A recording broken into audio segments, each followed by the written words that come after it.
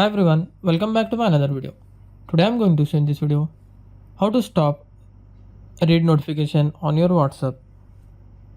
So before going to start the video, if you're not subscribed my channel, please subscribe. So let's start the video.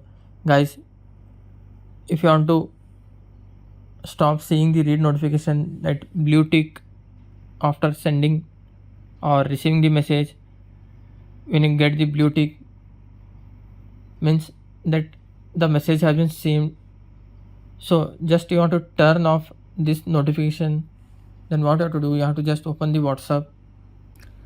Just tap on this three dot in top right side corner, tap on the settings. In this you will find privacy, tap on that. Here you will find read recipients.